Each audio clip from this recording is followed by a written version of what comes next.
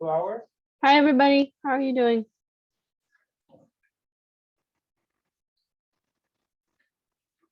Okay, so let me make sure my. Okay, let's check out Canvas.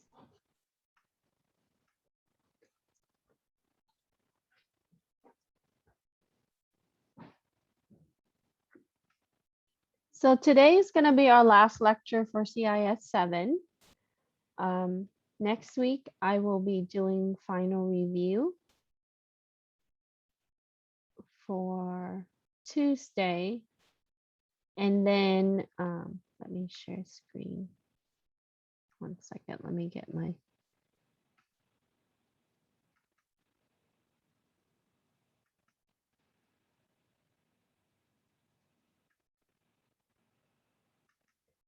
So this is going to be the official last unit that we have to cover. Then next week, we are going to go over our final review on Tuesday. If we get everything done on Tuesday, then you don't have to join Zoom on Thursday. But if we don't, then we will need to cover the second part on Thursday. Then after that, I will give you time to do your project for week 14 and 15 and work on your final review and be able to prepare for the final exam. Okay.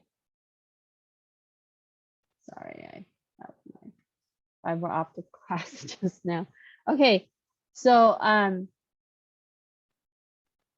just a little bit for this week, we are going to go over unit 12, which is chapter 17, where we cover relations. We are going to cover the assignment today. You don't have a lab on Thursday, so I had posted a discussion thread. You are to do the discussion thread instead of the lab. And on the discussion, it talks about automata theory and the family of automaton. So if you take a look at that, so I give you the overall view or explanation of what automata theory is. And it incorporates logic computation with the respect to the symbol machine, how the machine functions and solve problem, and that is going to be computable as the question is decidable. So automatons are abstract model of machines, and that would be, sorry, let me turn this on. That will be used for computations for the input with the series of state configurations. So as you read through this, it gives you an example of the Turing machine. And the major objective of automata theory is to develop methods in which scientists can describe, analyze dynamic behavior of discrete systems where signals are sampled periodically. So these discrete system is then determined by the way that the system is constructed from storage to combinational elements. And in this class, we talk about combinatorics. We talked about discrete structure theories and how to apply those theories in order to solve problems. So like any system, you have input, output, and in this case, we would have state. So your discussion, this is what you need to do. You need to pick one of the automata family or automaton, and you need to give me a general explanation of what they are. So you will need to do some research. So for example, if you pick the Turing machine, you need to describe how the Turing machine works. So you need to answer these questions here, okay? So for this discussion, you need to describe one of the 4 families of automaton, about 2 paragraphs. And you need to explain how the selected automaton impact the current day computation or computing architecture and development. What is it used for? Is it using for game? Is it using for a certain computational problem. And I also want you to include the URL where you get that from. Now, keep in mind that there are 4 families, but there are some that's going to be a little bit more challenging to find than others, but there are some information on the internet on these. So the main purpose in using this discussion is to help you further explore the major family of automaton, because in the upper classes for computer science, you will be learning concepts that will be based on these type of automaton. Okay, so you will need to post the main post by Thursday, so you have a couple of days, and then I need you to add 2 replies to your classmates by the end of the week, which is Sunday. So make sure that you read the other students' posts if they use the same automaton family. What are some of the similarities and differences that you found from their post to yours? So make sure that we take care of this. This is part of your grade. Okay. Any questions as far as the discussion? All right. Let me I forgot to open the notes. Okay. So in this week, we are going to talk about chapter 17, and that's going to go over relations, really easy. So relation is a way that we would express a connection between objects of 2 sets, where the 2 sets may be the same or different. The relations may exist between objects of the same set or between the objects of 2 sets. So we can look at the binary relation between X and Y, and some of you have learned this in your college algebra courses and also the pre-calc courses. So here in the notes, it talks about the relation R of a single set A could be its subset, where A would be related to the subset A. Now, when we talk about relation, we have to touch on domain. And when you're looking at how that would relate to our values, X and Y values, domain would contain all the X values in the pair. And so that will be used, and X values are independent values, whereas the range would be the Y values and they are dependent. So when you graph this, right, if you do a pair X and Y, if X is 1, then you would move across the axis by 1. And if Y is 2, then you would be where X is at. So Y is dependent on X, and you would be able to move vertically up 2 spaces, where that would represent the Y value on the graph. So then you would see that the Y value would then be dependent on the X value. Now, when we take a look at the relationship or the relation between 2 sets, like set A and set B, we can ask what would be the relationship or the relation between the pair X and Y. So the domain R is going to be represented as X, or the values of X. So we can write it with the notation where we would start with the curly brace to indicate that would be the set. And so its domain would be X value and that would represent for the pair of X and Y.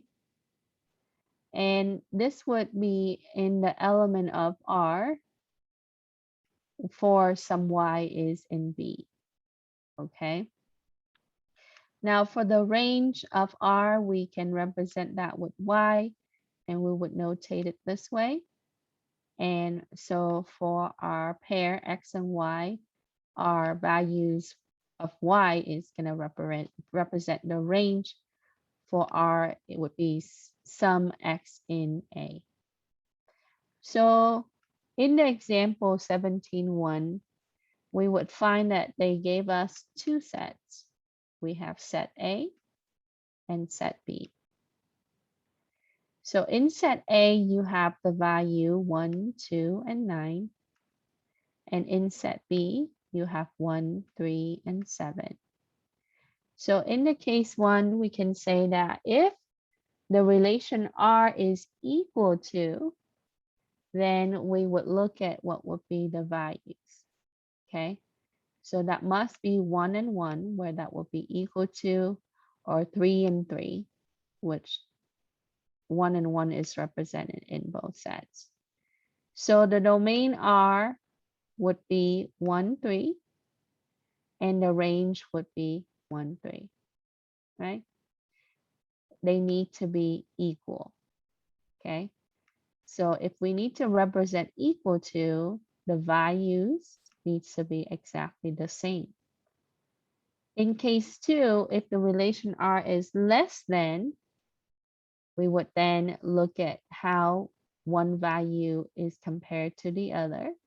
So we can say 1 and 3, 1 and 7, 2 and 3, 2 and 7. Why is that? Because 1 is less than 3, 1 is less than 7, 2 is less than 3, and 2 is less than 7. So our domain would be 1 and 2, and our range would be 3 and 7. 3 here for the y, okay, and 1 for the x, right, and 2 for the x. So you can see that will be less than. In case 3, if it is greater than, then we can take a look at how the pair would represent x is greater than y. So 2 is greater than 1. So you have domain range, right? 9 is greater than 1. 9 is greater than 3. 9 is greater than 7. So we would list the domain that will be 2, 9. So we would have 2, 9 here. For our range, we would list the y values 1, 3, and 7.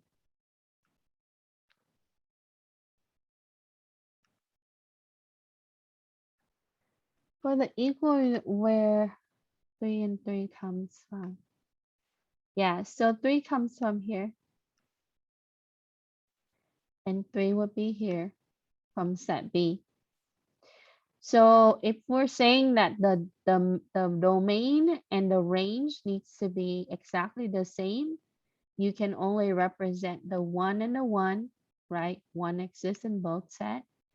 But then in set B, we can represent that 3 is equal to 3, or we can also say 9 is equal to 9, and so on.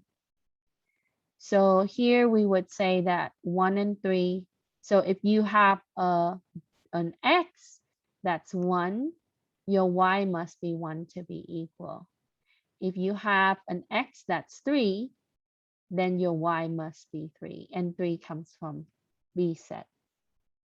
So in the set, it can represent any value as in x or y, right? And I hope that answers your question.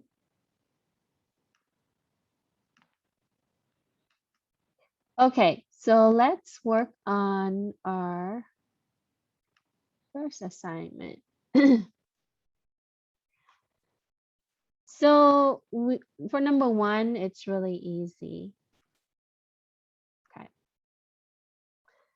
Determine the domain and the range for the following relation. We have a pair, or we have multiple pairs. We have 1, 2, 3, 4, 5 pairs, right? So your x is the first value, comma, the y is the second value, and the same thing for the second pair, and so on. So we would be able to list our domain, which is the first value in the pair. So for our domain, we would have 1 that's highlighted in yellow, -2, 3, 4, and since 1 is repeated, we only list it one time.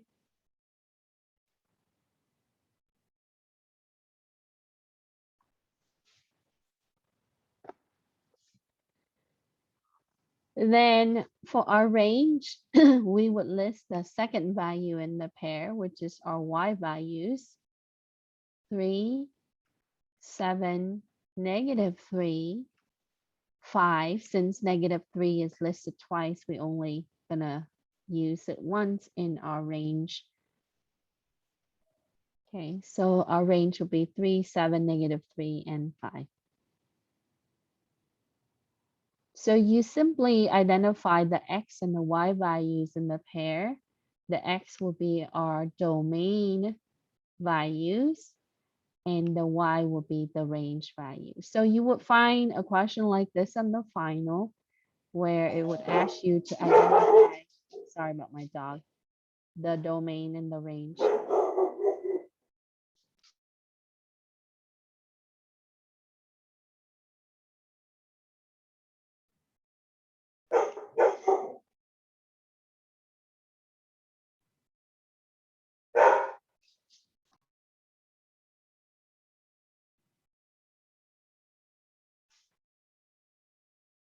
All right.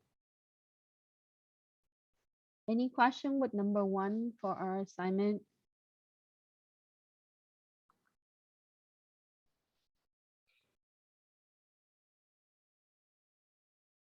Now for number 2, we can use, oh, sorry, I forgot to mention for number 1.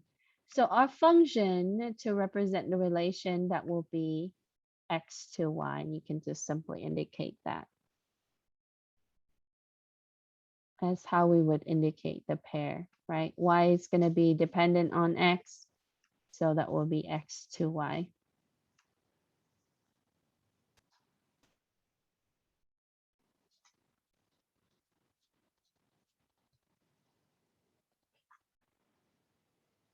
In the second, yes, Sorry, question? sorry about that. Quick question.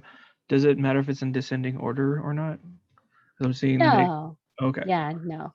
Yeah, you can have them in the order. I just simply go down the list, and yeah, so as a non-sorted list for the range, or non-sorted, I would say, array for the range, right, which is the y value, I just simply went down by the pair. But if you want to put them in order for sorting, you can.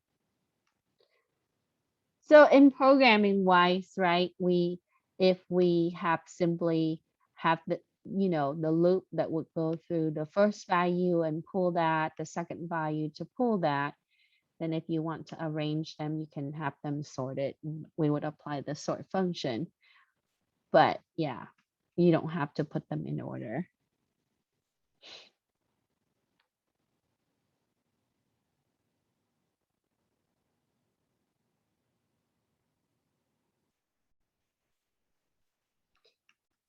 In the second question, it's really easy, right? So we want to identify the domain and the range for the elements to match the diagram. And we want to determine whether the match forms a function. Let me zoom out a little bit.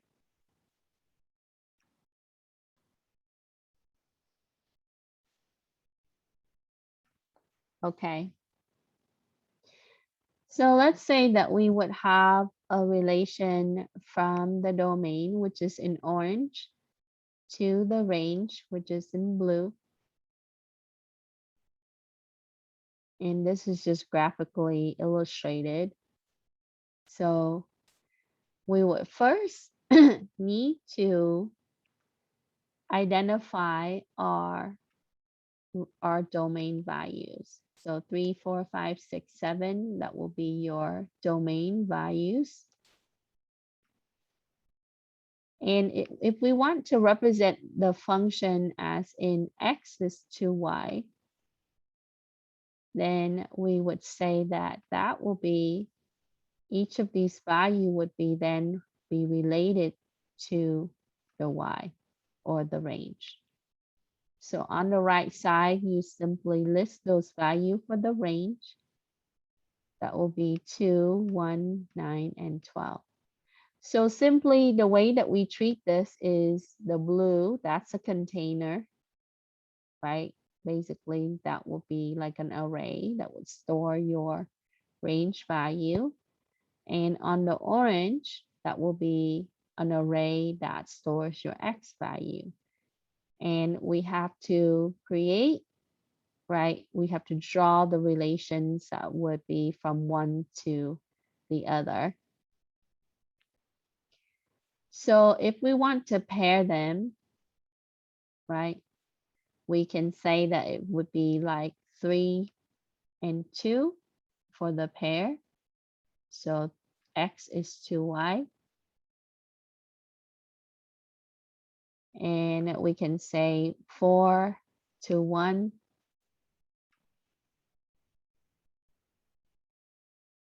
5 to 9. And you can do 4 to 3. Doesn't matter, right? So if the arrows is drawn directly like this, that means that it has a relation. So 4 to 1, because it has an arrow. 5 to 9. 6 to 12.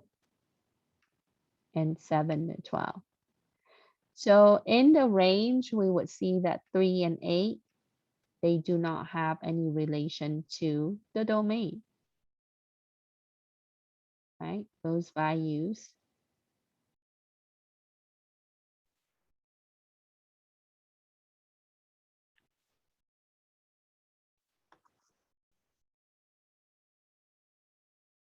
Very easy. So we want to pair them up. Left, the orange will be your X value. Blue, that will be the Y value. And you just follow the arrow to pair them up.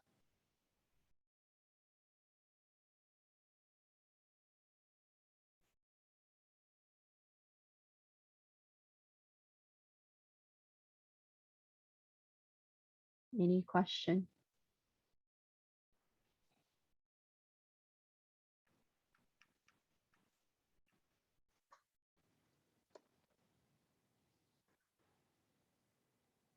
So now we would use the example from our textbook, and we want to solve for number 3.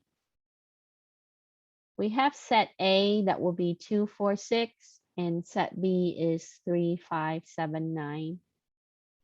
And we want to note the condition of the relation R as in equal, greater than, or less than. So what I did was we can look at how A is less than B first. So that will be A is less than B, and X would be less than Y.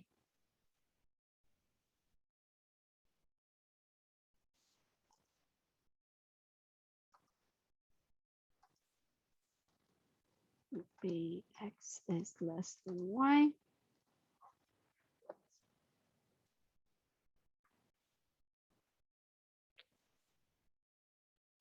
So we can say that 2 is less than 3.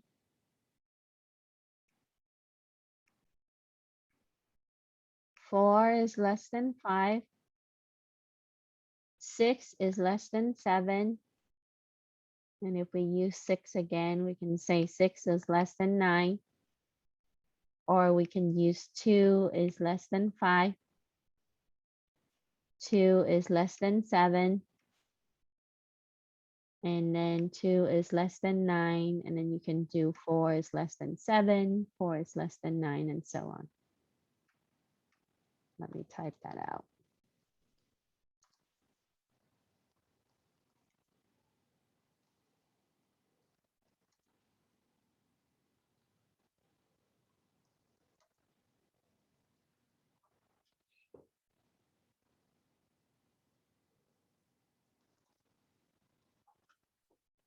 Okay.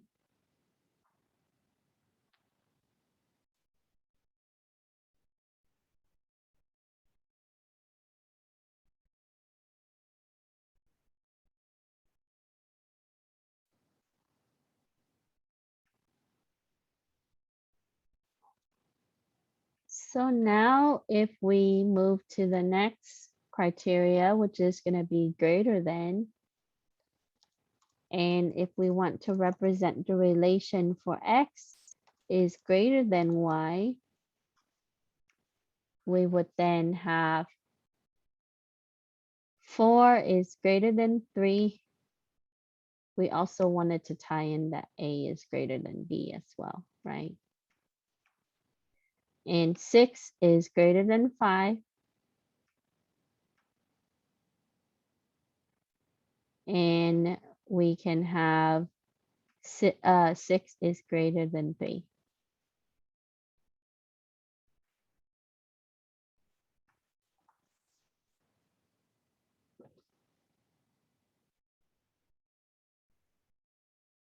So you simply build the pairs that would represent, that would contain a higher range value compared to the domain value. So your x is lower than the y, or x is greater than the y, I'm sorry.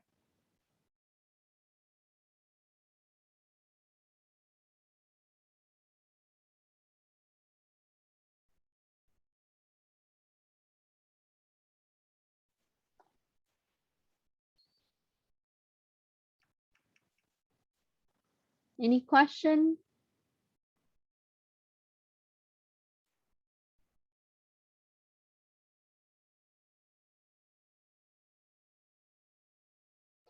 Now, if we want to make them equal,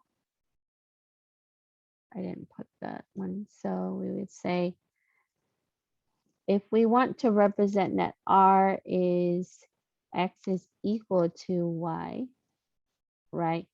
That means that we have to represent it as a is going to be a subset of a, okay?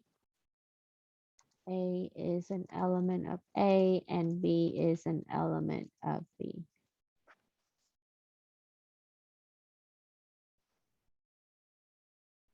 So with that said, we would then have to use, right, 2 and 2, 4 and 4, or 3 and 3, right? Or 9 and 9. And then we can say 6 and 6 and so on. You get the point.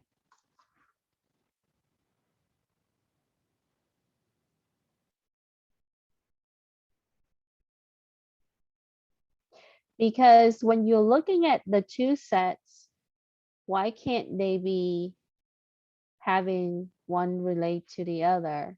Well, if you look at those values, A is definitely either smaller or larger than B, right? They don't share the same value. So we cannot represent X is equal to Y by using A relate to B. We would have to say that A is going to be relate to the subset of A, in that it has to be the same value. So your X and your Y has to be exactly the same to be equal.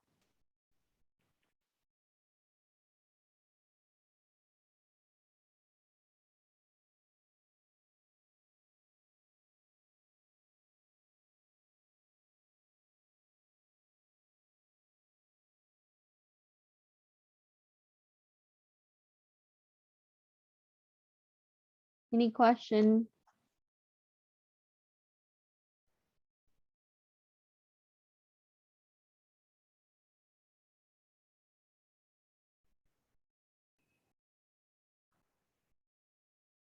Now, sometimes you also have a representation of relation in graphs. And in the last week or so, we talked about graph and how to use graph and build out the matrix. 2 weeks ago we did.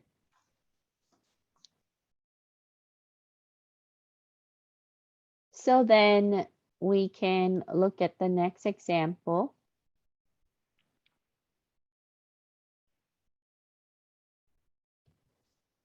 So how can we represent this in graph?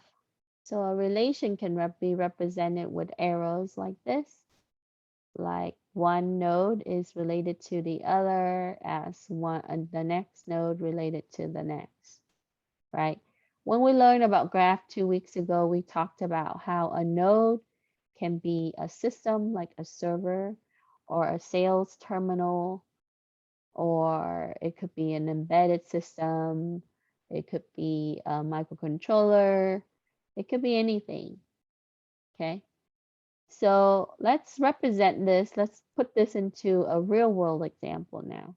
How can I say that this system is related to that system and the third system, right? So in a network environment, or let's say if you're looking at an enterprise, you might have a corporate office, which is here, right, on the left. And that HQ, headquarter office, it would have all the subdivision in the branch. So if I expand out that company, I would have another location, which is going to be the child of that company, right? Not necessarily the originating location here. So I would have a secondary server, and whatever that I update on the database on this server here, right? It's going to sync with the second server to be able to update. And that would sync to another branch. Okay, so let's say if I have this in San Francisco, I can have the subsidiary of it in Los Angeles. And then the third one can be, for example, in San Diego. So you can definitely represent these as nodes for your systems, or even a network that will be related to one another, right? Now, so far, we only examine it from a standpoint with numerical values like a data set, but you can also represent this with graphs and how the system would be able to have hierarchical, right, data that's passed.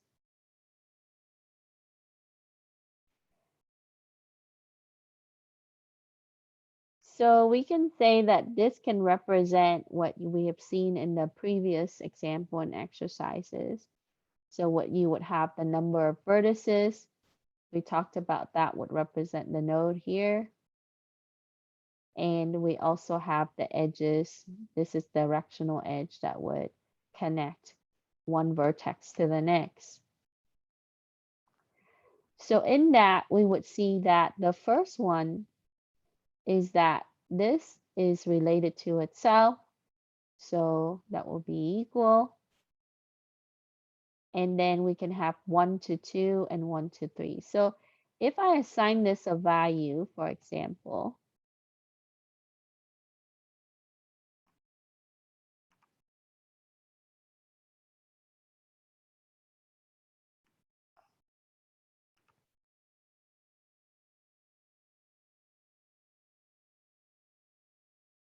if this is a node 1 and this is a node 2 and this is a node 3, I can have 1 and 1, right? 1 is to 2 and 2 is to 3 and so on. Okay, so let's do the next one.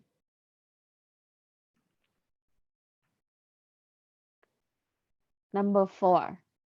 Actually, before we do that, sorry, let's move on a little bit so we can define it. So let's talk about the relations. We can have an empty set, so therefore we might have an empty relation. Second condition in that we might have a full relations where we would have X would be related to Y. And or we might have an identity relation in that set X is gonna be X is an element of X. We saw this earlier where A is an element of A and B is an element of B. So that's an identity relation.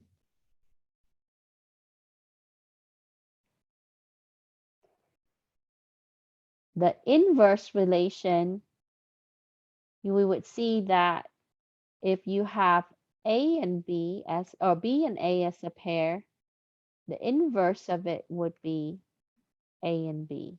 It's the opposite. So it's swap place in the pair.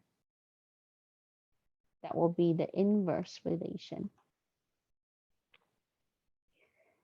Now, when you're looking at the values in the pair, like what we've done earlier, where if you set it to real numbers and they are equal to, or they are the same values, then that is considered to be a reflexive relation. It has reflexive relation property.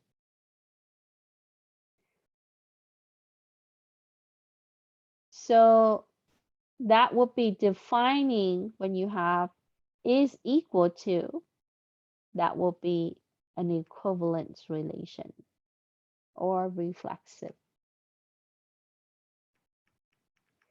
So that means that A is equal to A, right? Like what we have earlier, 1 is equal to 1. So A is then become reflexive.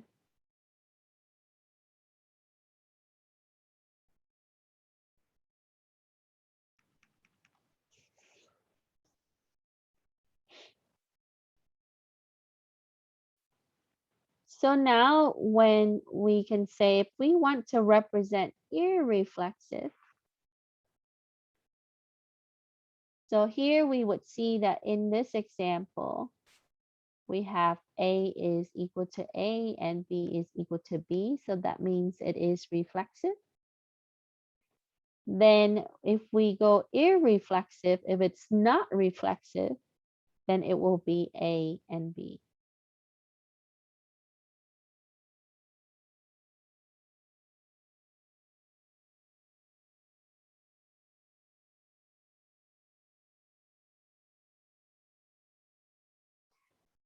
Okay.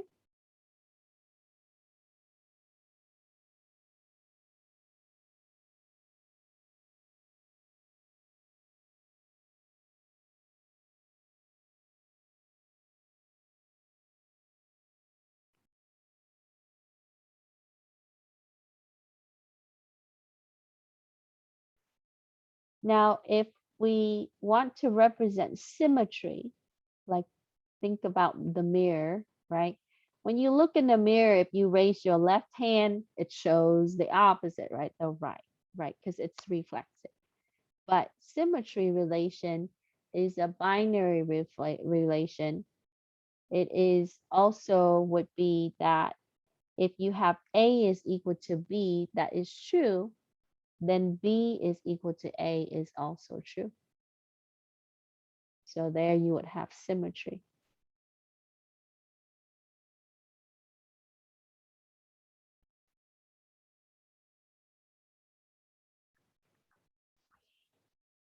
So in the example for 17.4, it's a little bit more clear on how we would represent symmetric relation. When you have two pairs, A, B, and B, A. AB itself, that would be for X, is gonna be irreflexive.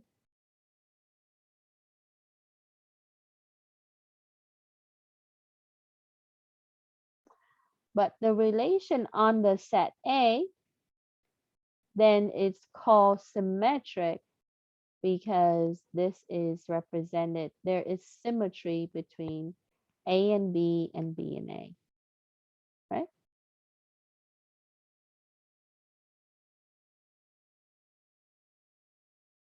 In the next example, it also shows you how symmetric can be also represented. So we have the pair 1, 2, 2, 1, 3, 2, and 2, 3. So if you look at these two, they are symmetric, isn't it?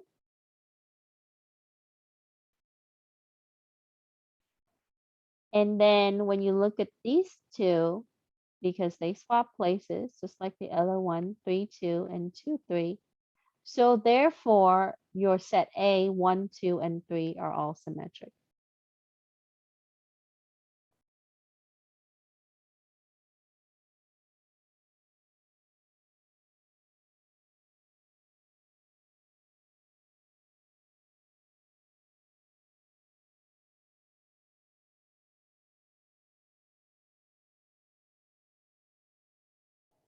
Now for the anti-symmetric, it tells you here that a relation of R on set A is called anti-symmetric if X relates to R and or to Y and Y is related to X.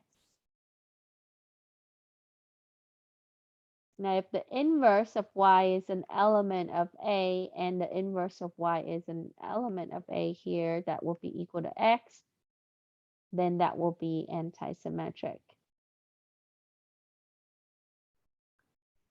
For the transitive relation, if you have A is equal to B and B is equal to C, that means that A is also equal to C, right? So we have a transitive relationship between A and C. So the relation between of A and C will be transitive.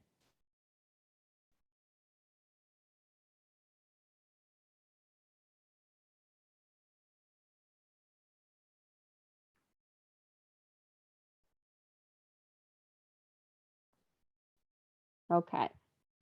So let's put this into graph.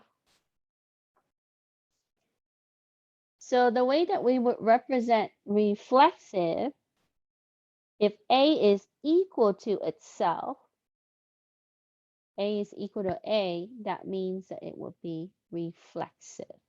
So for 4A, we can define it as a reflexive relation.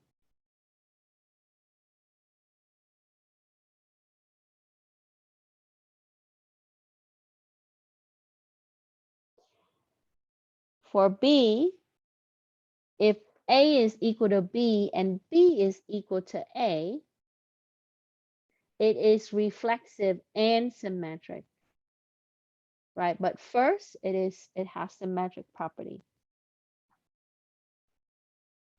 So if we say that A is equal to B and B is equal to A is actually equal to itself too. And B is also equal to itself too, because they're both equal. So we can also say that they are symmetric and reflexive.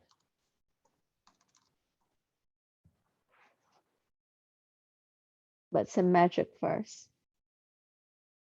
the way it's drawn.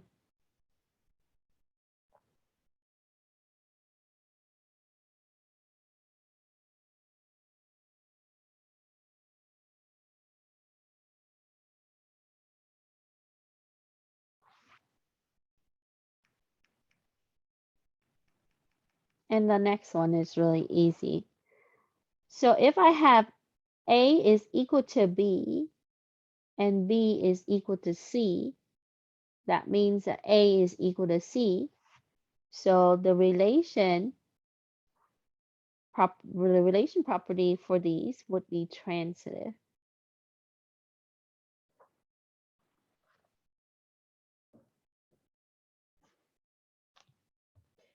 So definitely on the final, you are going to get some of these and you would have to pick the choice that would represent the relation for that graph. And very easy.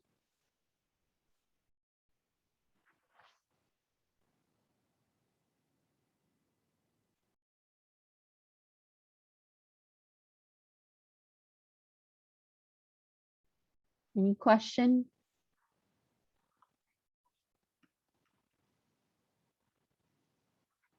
Okay, number 5. Now we are going to use the sets.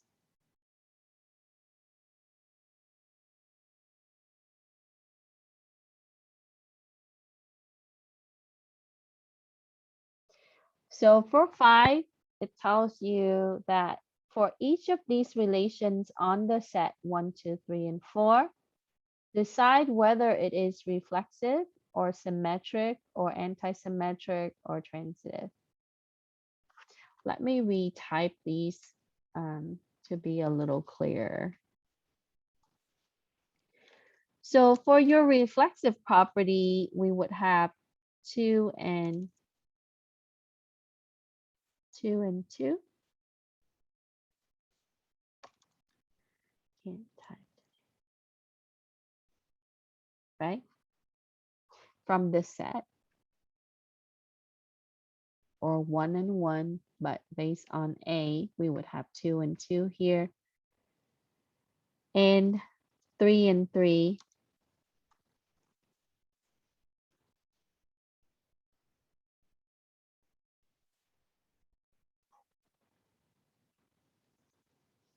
And I try to color code it so you can see. For the asymmetric, we can represent those as 2 and 3 in the pair, and then 3 and 2.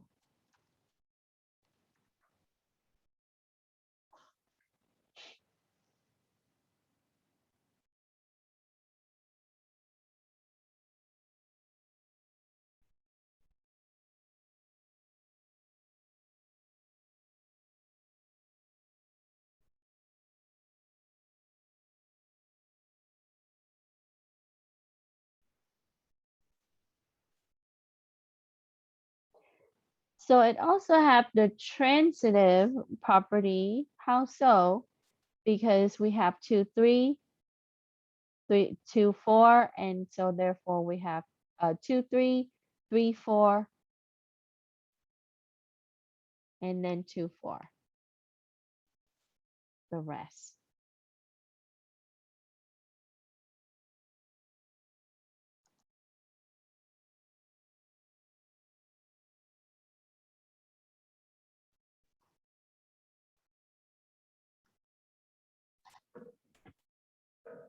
Question?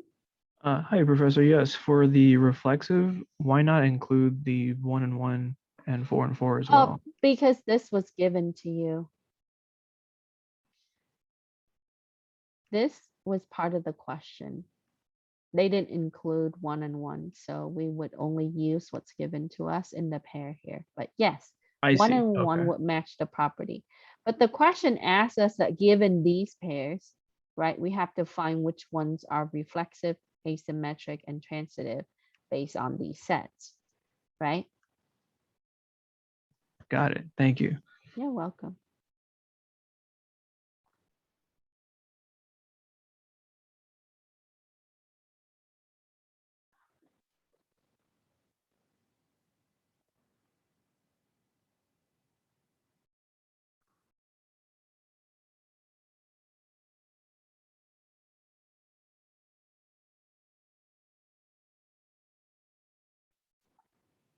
Okay. Any question on A? So now for B, right, you're given a different group of values or different pairs. And so we want to look at the asymmetric, which is what's not symmetric. We would represent it as asymmetric. So your asymmetric would be 1 and 2.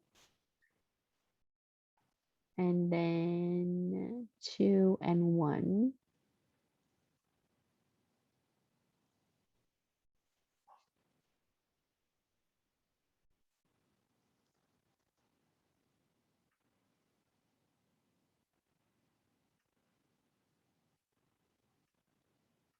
I use a different font so it shows that it's the answer. And then the reflexive is really easy, right? You saw that from the previous question. So we have 1 and 1. And then we have 2 and 2. And we have 3 and 3. And then we have 4 and 4.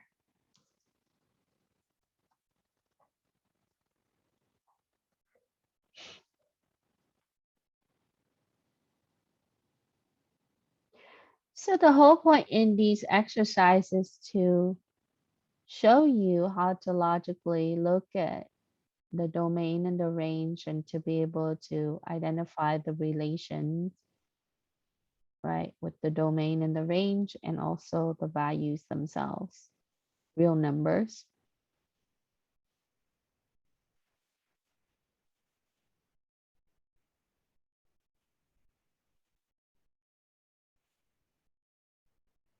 So as I already helped you with A and B, you have to do C on your own, and it's so easy, right? Reflexive for all there, right? And you can retype them out if you want.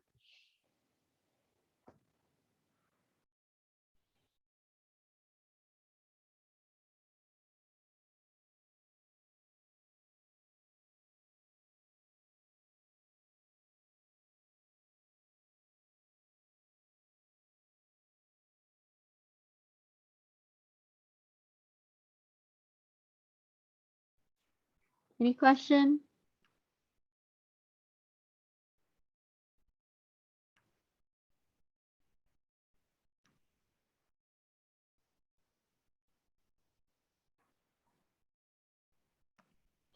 Okay, so now if we started to apply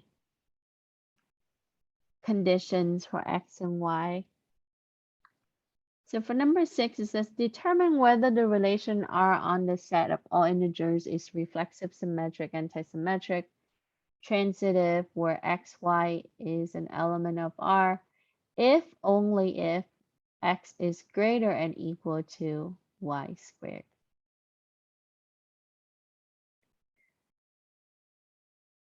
And if we say that, we can say that if we let X is equal to 1, then to meet this condition of equal to, right? Because it's greater and equal to, we can say Y can be equal to X if Y is 1. So to provide the X's to Y to this, right? X is greater and equal to Y squared. So if we use 1 for X, right, to make it equal, we can use 1 for Y. So that means that it would be reflexive.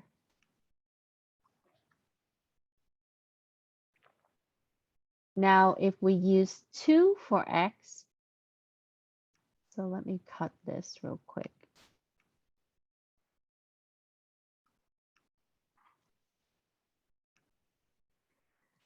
Let X is equal to 2, Y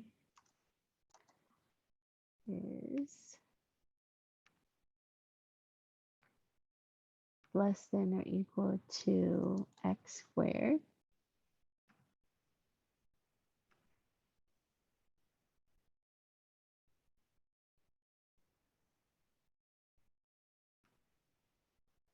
And this would only be true if Y is equal to 1, right?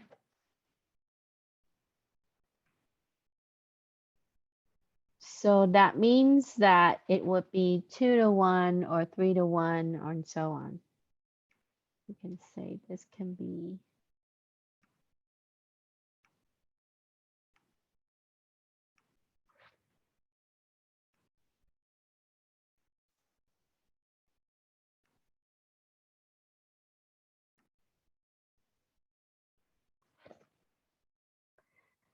so then that will be transitive.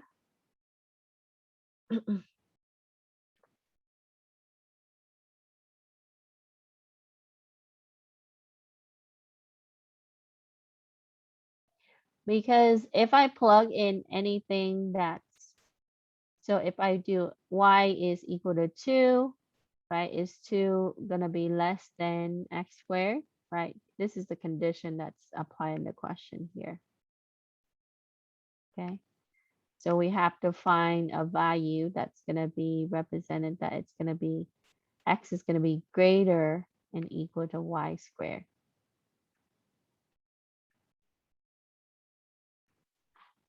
I put the wrong thing here, sorry.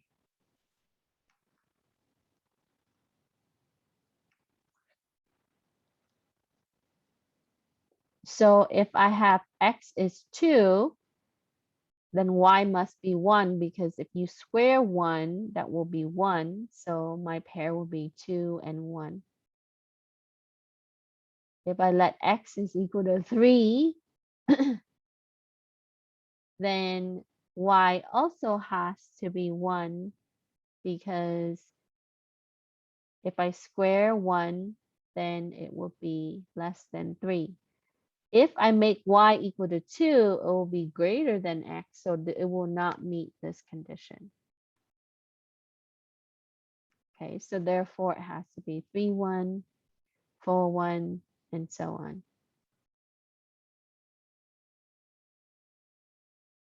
So it is transitive.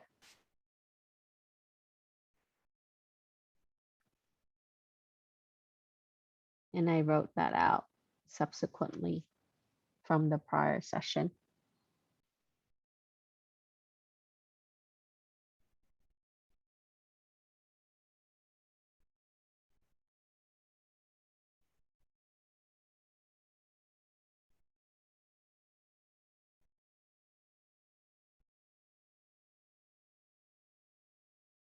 Any question on 6?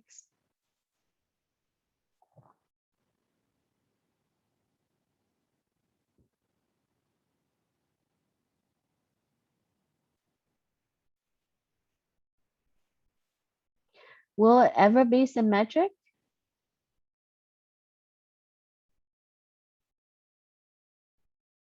Or irreflexive?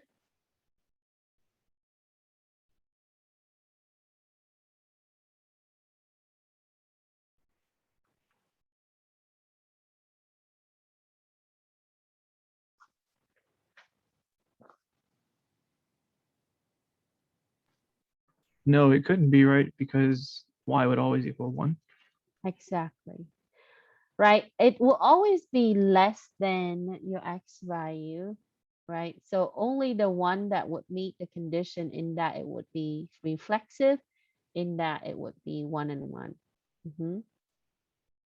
When you start, you can plug in the numbers and see how that would be paired, and then you can see how it would meet a certain property for the relation, if you're not sure. Okay. This one is a little harder than the last one, as we have this, right? Nothing is not doable. Okay, let's look at 7.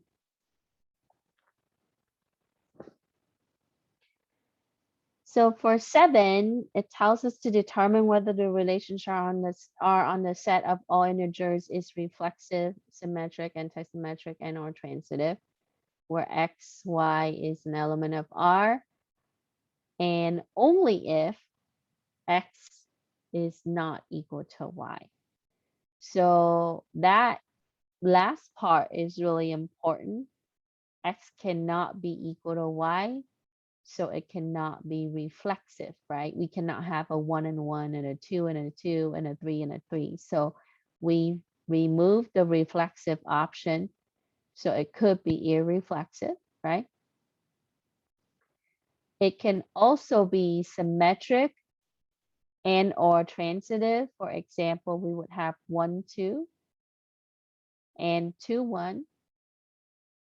Or in the case of transitive, because it says it of all integers, so we can pair them up in different ways. So we would have 1, 2, 2, 3, 1, 3, 3, 4, and so on.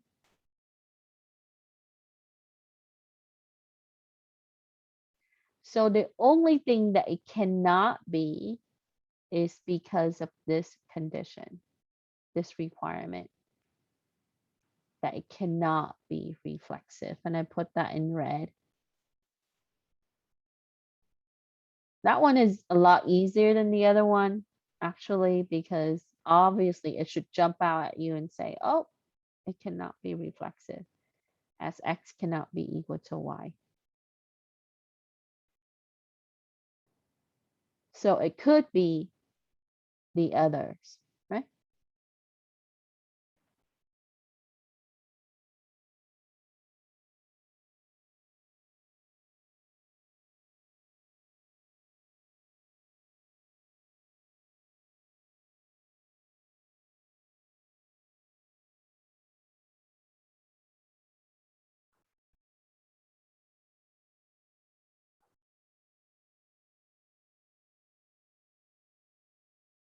Question.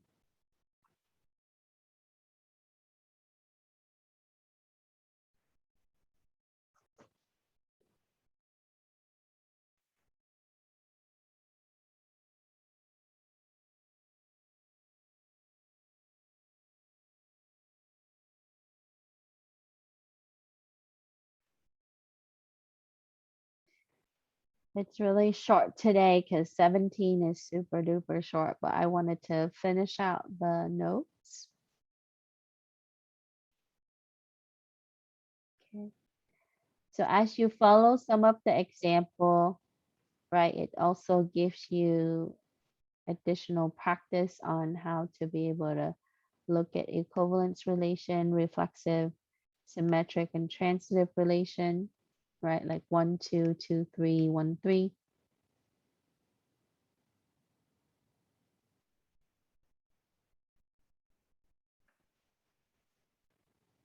And for this, I highlighted like our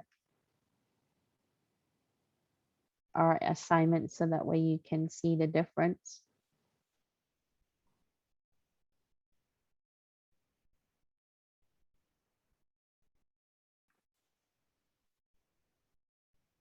So the textbook that we've used so far is really like a workbook. And then I supplement it with some of the exercises for the programming throughout the course to give you some exposure on how to implement different type of algorithm to really align that with what we learn in discrete structure for discrete math and apply discrete math with programming.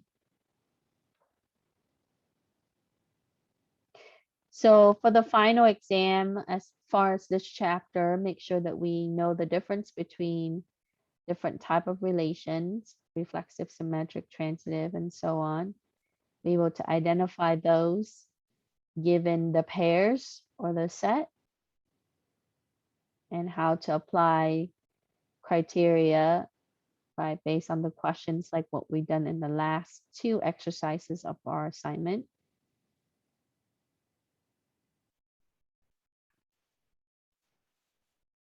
Any question? So grasshopper, this is the end. All right. So as if you didn't get that earlier, make sure that we take care of the discussion this week. Do not forget. Thursday is Veterans Day, so there will not be school, there will not be class session.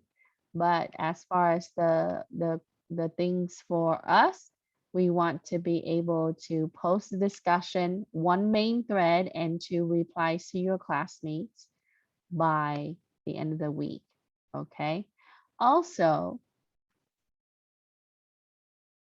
I know, even though we don't have a long assignments, right? We have to make sure that we work on our homework review for quiz 3. This is going to cover chapter 12, 13, 16, 17, and chapter 5. And this is going to help you prepare for our quiz next week.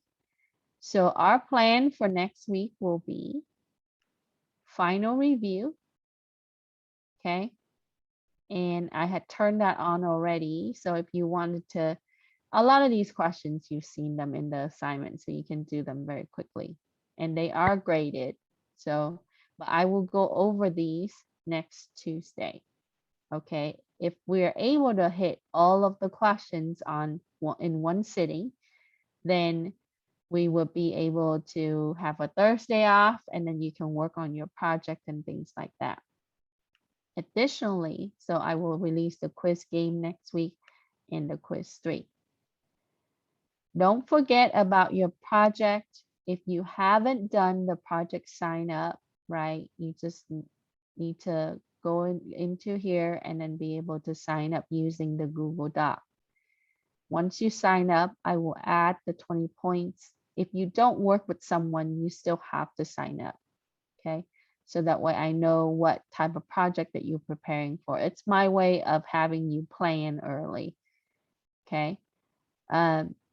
So make sure that you sign up, and then the team, if you want to work in the team or not, make sure that you put your name on here. I think this is such a small group, but if you miss, make sure that you do that as soon as possible. Then work on your project part 2, which is the documentation and the programming. That's why I'm giving you some time. And then if you finish that, you can do the project part 3. But both of these are going to be due on the 16th. Do not wait until the last day or the last week to work on it. So just make sure that we plan ahead and give yourself plenty of time to finish. Okay. If anything, turn in something. That's all my advice would be for the project. Okay. So if you don't turn in anything, sorry about my dog, that will be a 0. Okay. Don't want to take a 0 for both of these. Final exam would be the week 16, which is it's gonna turn on for the week from Monday, and you're gonna have until Thursday to finish. So, and exactly at 11:59 on Thursday, it will close. I will not accept late project or take late final exam. If you are gonna be out of town for Christmas or whatever it is, please let me know. I let you have it for the whole week. So until Thursday, which is the last day of class. So Monday through Thursday, you will be able to address the final exam.